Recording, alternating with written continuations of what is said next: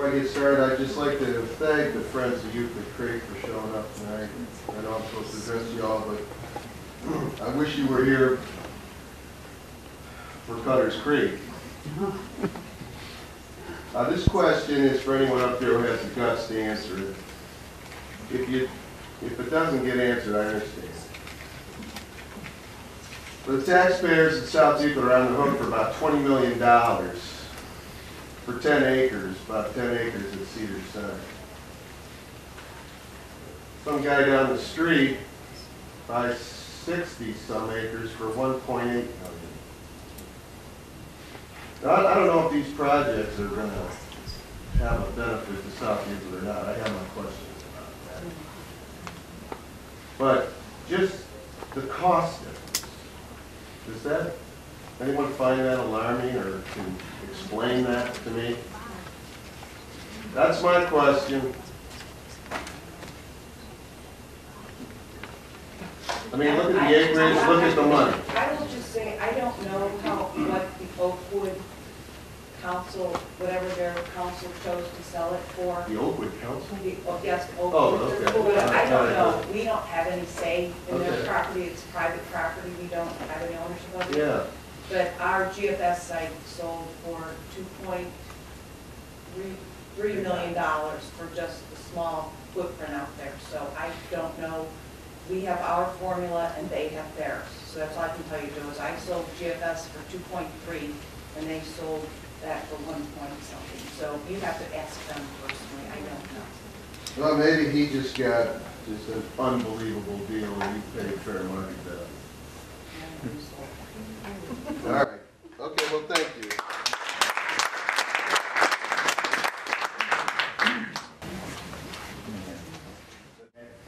I'd like to thank you for initiating this process that I think is going to lead to one of the premier parks in this area by the time we're done. I'm going to ask the council and mayor to call in for consultation to find out the experience of the people who were involved when Legacy Village came in.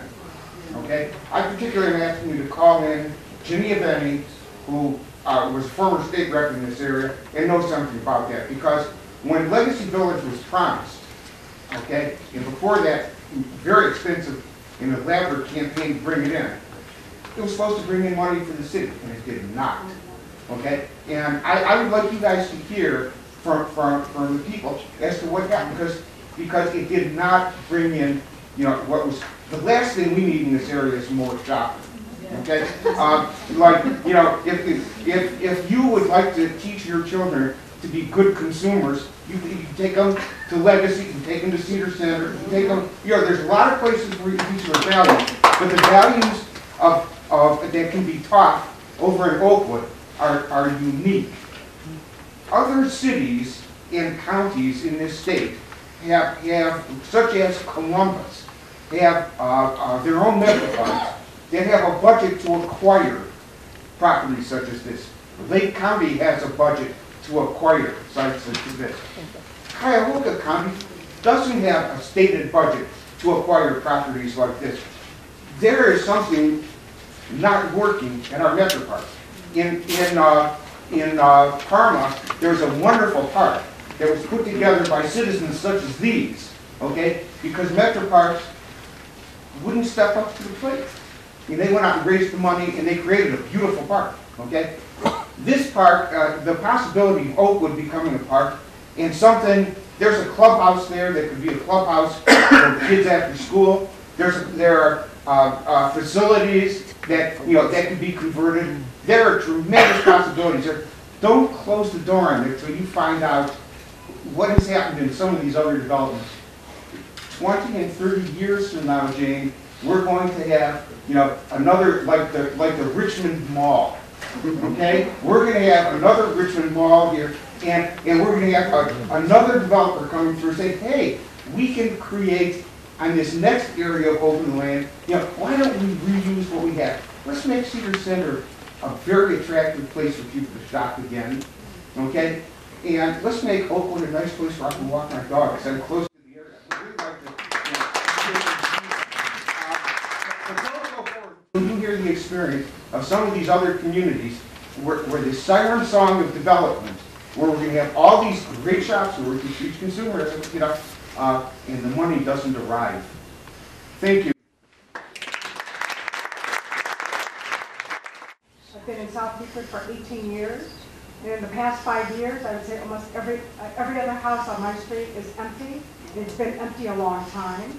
I'm right by Cedar Center. It's empty and it's an eyesore. And nobody's, you know, our whole mentality of going out and shopping like that's going to bring happiness is pretty, we really need to look at that. I think it would be really important to bring jobs to the city, like planting trees, giving a safe space for animals and wildlife, that children can go and really look at a real animal that is no longer destroyed because there's no land for them to go to anymore to get food. So I think it's really important that we change the total zoning law, not for residential, not for shopping areas, but a total park area and reserved area, that we protect this area for the future to come. Thank you.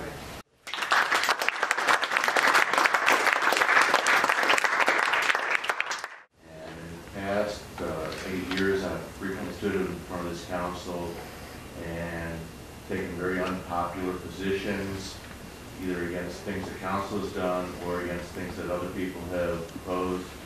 This happens to be one case where I think I'm in disagreement with all the previous speakers. I believe that there should be some development at Oakwood. The people that have tried to preserve it as a park, yes, they had an opportunity to buy it. They did. They didn't raise the money. So now it's out of their hands per se, and they want everybody just to say, great, let's contribute over to public parks and not go for any advancement.